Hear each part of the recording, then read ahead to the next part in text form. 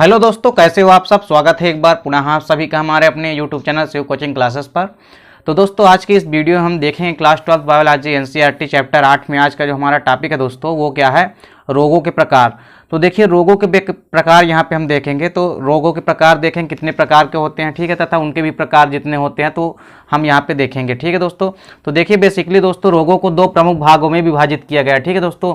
सबसे पहले रोगों को कितने भागों में, दो भागों में डिवाइड किया गया है। देखिए पहला जो रोग है वो क्या होता है, जन्मजात रोग, ठीक है दोस्तों।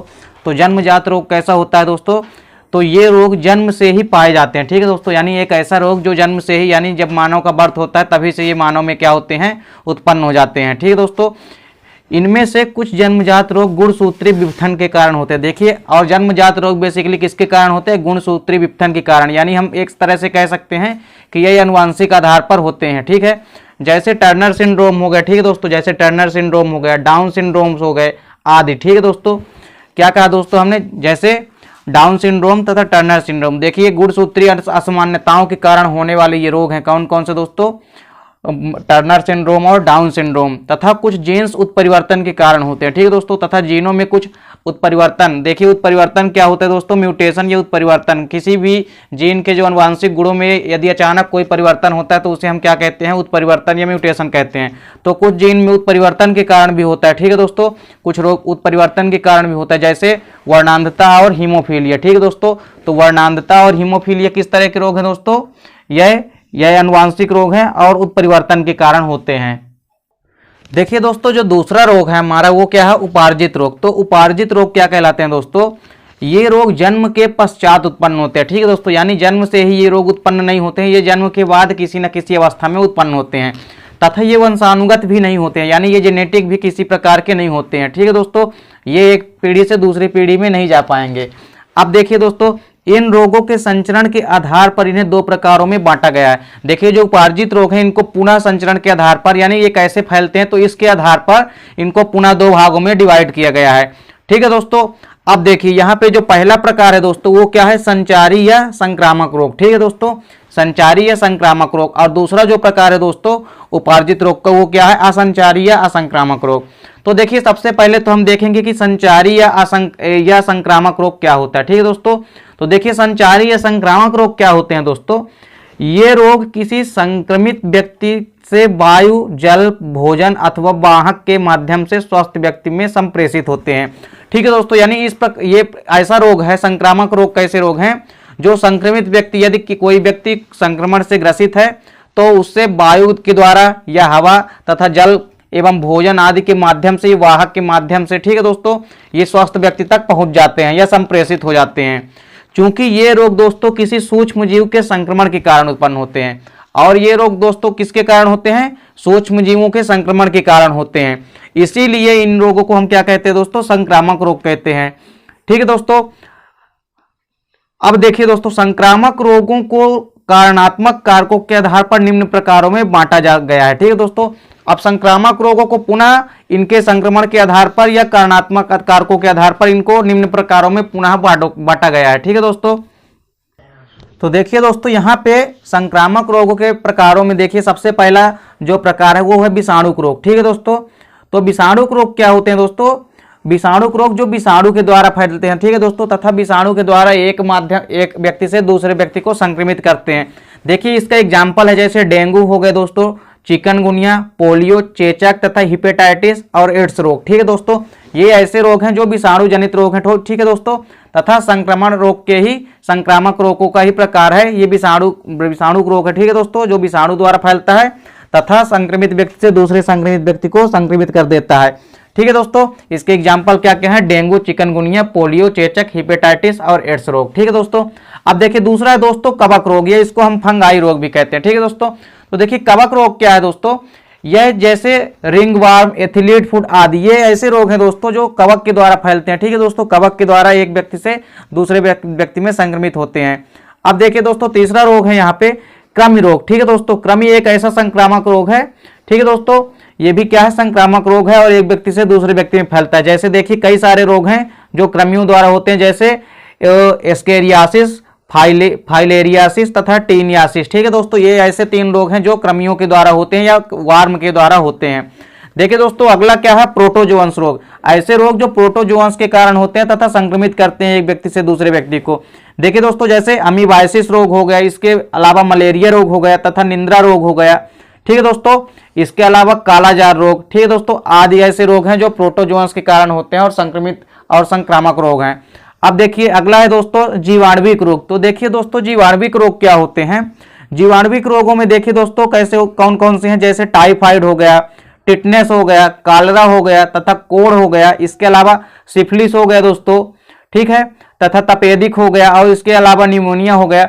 ये सभी जीवाणुविक रोग हैं, ठीक है दोस्तों, ये जीवाणुविक रोग हैं, अतः ये भी संक्रामक रोग के प्रकार हैं, ठीक है दोस्तों, जो जीवाणुओं द्वारा फैलता है तथा दूसरे व्यक्तियों में संक्रमित कर देते हैं, ठीक है दोस्तों। अब देखिए दोस्तों हमारा जो दूसरा प्रकार है उपार्जित रोग का जो हमारा दूसरा रोग है, दूसरा प्रकार है दोस्तों, वो क्या है, असंचारी या असंक्रामक रोग, ठीक है दोस्तों। हमने संक्रामक रोग तो आपको समझा दिया, संक्रामक रोगों के सभी प्रकारों को भी हमने आपको बता दिया।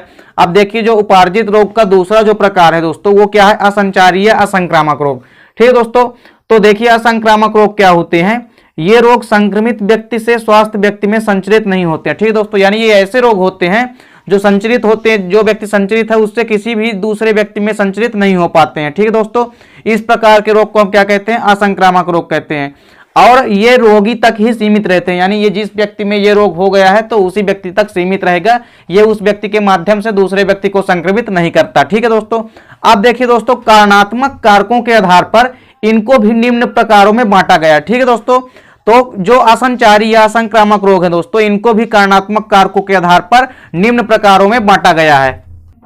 अब देखिए दोस्तों कारणात्मक आधार पर इनको बेसिकली 4 भागों में बांटा गया है असंक्रामक रोगों को। तो देखिए कि इनमें 4 प्रकारों में से जो पहला प्रकार है दोस्तों असंक्रामक रोग का, वो क्या है, यहाँ पे अल्पता रोग, ठीक है दोस्तों। तो देखेंगे अल्पता रोग क्या होता है। तो देखिए दोस्तों अल्पता रोग जो है ये क्या होता है, ये रोग पोषक तत्वों अथवा हार्मोनों की कमी के कारण होता है, ठीक है दोस्तों। यह रोग कैसा होता है, पोषक तत्वों की कमी के कारण होता है तथा हार्मोन्सों की भी यदि कमी हो जाए, ठीक है दोस्तों, तो उसके कारण भी ये अल्पता रोग हो जाता है। तो देखिए दोस्तों बेसिकली अल्पता रोग की एग्जांपल यहाँ पे देखिए, मेरेस्मस एक रोग होता है दोस्तों, ये प्रोटीन की कमी के कारण होता है। तो प्रोटीन की कमी यानी पोषक तत्व है प्रोटीन एक तरह का, तो प्रोटीन की कमी से क्या हो गया, मेरेस्मस रोग हो गया। इसके अलावा क्वासी-योरकर है, ठीक है दोस्तों, ये क्वासी-योरकर रोग भी किसकी कमी से होता है, प्रोटीन की कमी से होता है। तो खाने में यदि पोषक तत्वों में प्रोटीन की कमी है तो इससे भी क्या हो गया, क्वासी-योरकर हो गया। इसके अलावा देखिए दोस्तों क्या है, पेलाग्रा रोग। तो देखिए दोस्तों पेलाग्रा रोग भी क्या है, ये भी अल्पता रोग है। तथा इसके अलावा जो घेघा रोग होता है दोस्तों, ये आयोडीन की कमी से होता है, ये भी कैसा है, ये भी अल्पता रोग है। तथा मधुमेह हो गया दोस्तों, ठीक है, जिसको डायबिटीज या शुगर भी आप बोलते हो, ठीक है दोस्तों, बौनापन हो गया आदि। तो आदि ये सब ऐसे रोग हैं दोस्तों जो अल्पता रोग के उदाहरण हैं, ठीक है दोस्तों।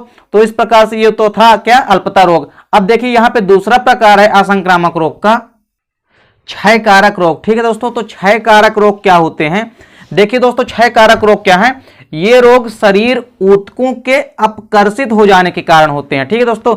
यानी ऊतकों में क्या हो जाता है, जब कई सारे चेंजेस हो जाते हैं तथा ऊतक में कई सारी अपकर्षित संरचनाएं बन जाती है, तो इसके कारण क्या होता है, यह क्षय कारक रोग क्या होता है, उत्पन्न होता है। देखिए इसके एग्जाम्पल कई सारे हैं क्षय कारक रोग के, जैसे जो हृदय रोग हो गए, ठीक है दोस्तों। तो हृदय रोग भी किसका है, क्षय कारक रोग का ही लक्षण है। तथा जो मस्तिष्क आघात है तथा इसके अलावा जो गठिया रोग है, ये भी कैसे हैं दोस्तों, ये भी क्षय कारक रोग होते हैं, ठीक है दोस्तों। अर्थात ये भी असंक्रामक होते हैं, यानी एक व्यक्ति से दूसरे व्यक्ति को ये संक्रमित नहीं करते हैं। अब देखिए दोस्तों इसके बाद जो हमारा अगला रोग है वो क्या है, प्रत्युर्जिता, ठीक है दोस्तों। तो प्रत्युर्जिता रोग क्या होता है दोस्तों, देखिए इसको हम एलर्जी भी बोलते हैं, ठीक है दोस्तों, इसको हम इंग्लिश के अंदर एलर्जी भी बोलते हैं। तो देखिए दोस्तों जो प्रत्युर्जिता या एलर्जी है, तो प्रत्युर्जिता शरीर के किसी बाहरी पदार्थ के प्रति अति संवेदनशीलता के कारण होती है, ठीक है दोस्तों।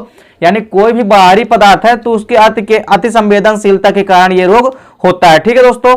तथा ऐसे कारकों को प्रत्युर्जक कहते हैं, यानी जिस कारकों के कारण वो होते हैं उनको हम प्रत्युर्जक या एलर्जन कहते हैं, ठीक है दोस्तों। तो एलर्जी जिन कारणों के कारण होती है उनको हम क्या कहते हैं, एलर्जन कहते हैं, ठीक है दोस्तों। इसके कई सारे एग्जाम्पल हैं, जैसे देखिए अस्थमा रोग हो गया, ठीक है दोस्तों, तथा ज्वर आदि, ये ऐसे रोग हैं दोस्तों जो प्रत्युर्जिता रोग के उदाहरण हैं, अर्थात एलर्जी के उदाहरण हैं।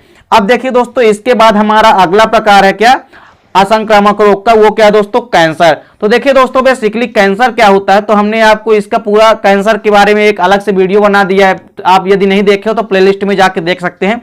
तो देखिए दोस्तों जो कैंसर रोग है, यह रोग शरीर के किसी ऊतक के सामान्य वृद्धि के कारण होता है। ठीक है दोस्तों, यानी इस प्रकार का जो रोग है दोस्तों, वो बेसिकली ऊतकों में या कोशिकाओं में असामान्य वृद्धि हो जाना ही क्या कहलाता है दोस्तों, कैंसर कहलाता है। तो वहां पे हमने आपको वीडियो में कैंसर के सभी प्रकारों को भी दिखा दिया तथा कैंसर के प्रमुख लक्षणों को भी हमने प्रीवियस वीडियो में करा चुका है। ठीक है दोस्तों, आप प्लेलिस्ट में जाके देख सकते हैं। तो यहां पे दोस्तों हमने आपको संक्रामक रोग, असंक्रामक रोग, ठीक है दोस्तों, तथा उपार्जित रोग, ठीक है, तथा जन्मजात रोगों के बारे में अच्छे से आपको समझा दिया। दोस्तों उम्मीद करता हूं कि वीडियो आपको अच्छी लगी होगी। दोस्तों यदि वीडियो आपको अच्छी लगी हो तो लाइक और कमेंट कीजिए, साथ ही साथ दोस्तों को भी शेयर कीजिए। मिलते हैं नेक्स्ट वीडियो में, तब तक के लिए जय हिंद, वंदे मातरम।